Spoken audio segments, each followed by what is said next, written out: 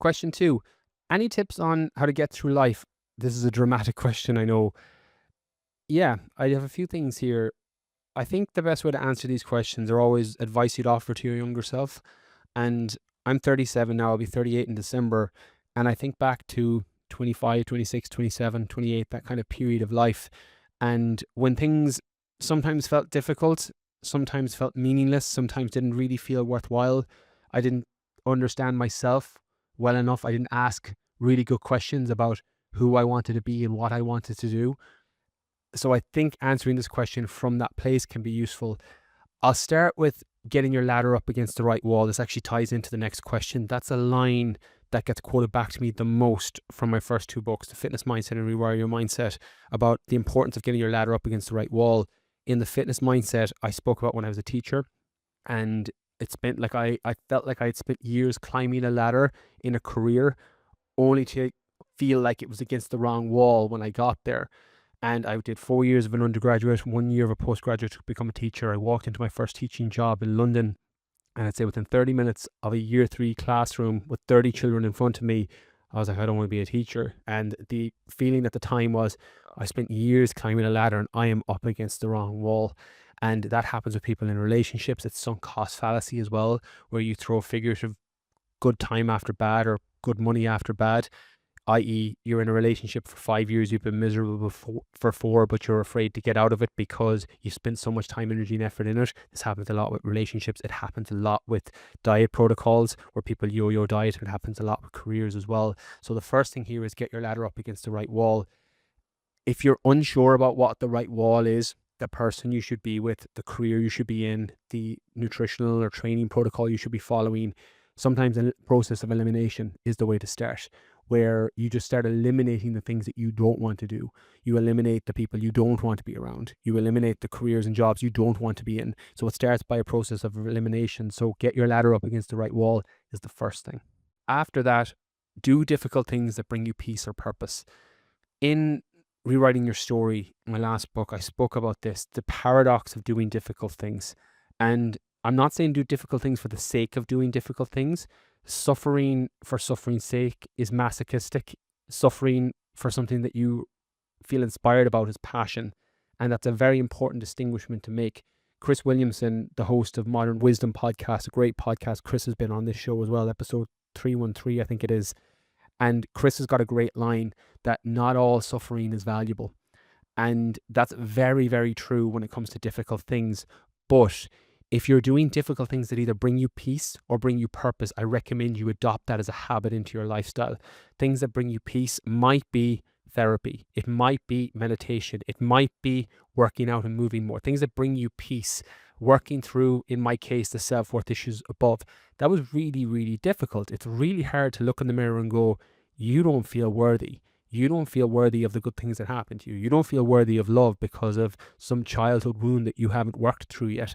That's a really difficult conversation to have with yourself, but it does bring a lot of peace when you're able to work through it. The same as purpose.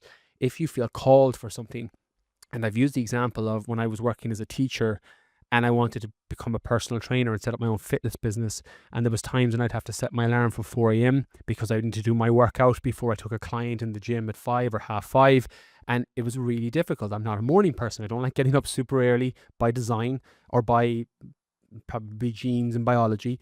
But I would always think, well, this is what I want to do. My ladder's against the right wall. I need to suffer now so that I can have a better life in the future. That's difficult things that bring you purpose.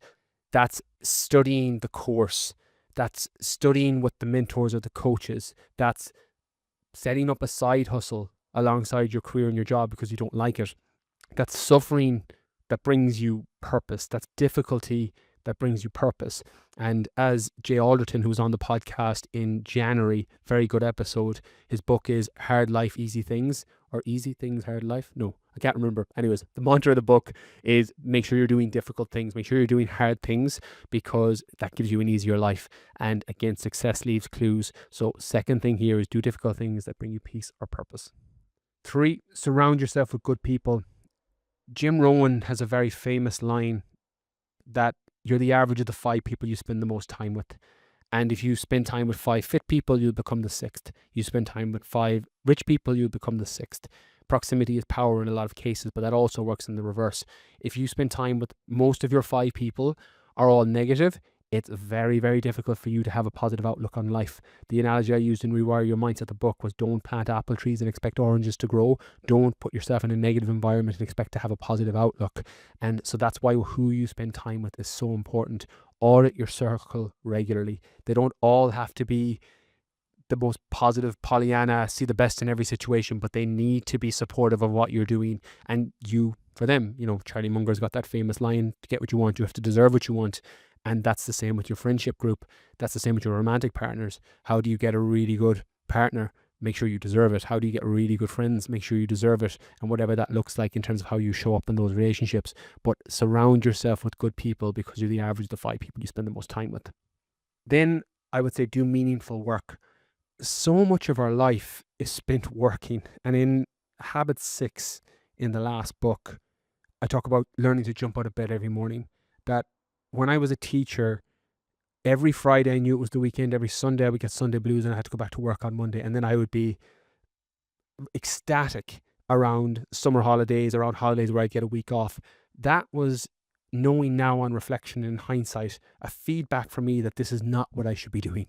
You shouldn't be feeling these extreme highs, lows, and roller coasters in life in general. I would argue probably your relationships are the same, where that extreme high, extreme low, that's normally a feedback. It's an addiction in the sense of adrenaline and a cortisol response from a familiarity with, or a lack of feeling like you deserve something. You shouldn't be feeling these extreme roller coasters.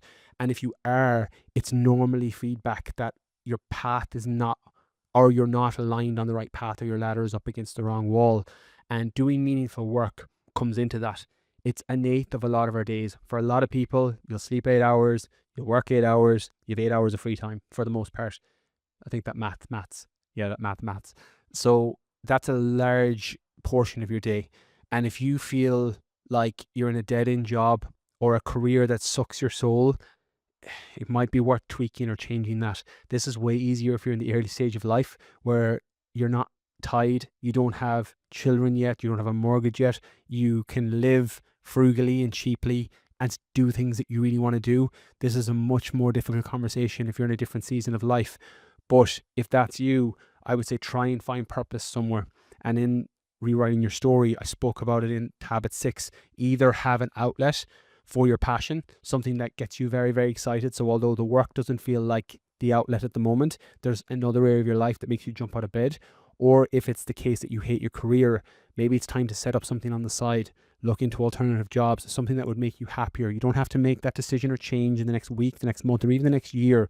But again, it's the feeling of stuckness by thinking we're limited with our choices. And freedom comes from options. It comes from, I can make this choice and I can do something different. When you feel quote unquote stuck, particularly in work or job, which will come on to the next question slightly, it's because you feel like you have a lack of options. And that's the narrative and the story that you're stuck in. Once you shift from that and realize there are alternative things, and you go from I can't to how can I, and that becomes your internal dialogue, you'll start to see the universe moving around you. You'll start to see opportunities and synchronicities and things presenting themselves that is probably more in line with the path you're supposed to be on. So keep an eye out for that. And the last one then is just laugh more. Life gets so fucking serious. Like, learn to laugh more. And again, I know it's a bit of a paradox in this podcast because I cover quite heavy topics. You go through the reading list and scroll back on episodes, and there's episodes on trauma and inner child work and all this stuff that is really, really heavy. But outside of work, and again, that's what I love to cover in terms of topics because it's what helped me and helped heal me over the years. But just fucking laugh more, whether that's with your friends, whether that's going to a comedy show or watching something funny on TV, playing with your kids, relations, brother, sister, people you're close with. Just laugh more. It's not a coincidence that people will say that laughter is so good for the soul, because it really, really is. And again, a check-in from me is when life is feeling difficult, I find that I'm not laughing as much. And that's normally a sign for me to recalibrate, that I'm off path somewhere. My ladder's against the wrong wall somewhere. I'm misaligned somewhere, because you should be moving through the world with a lot more joy and laughter. So yeah, there's some tips on how to get through life.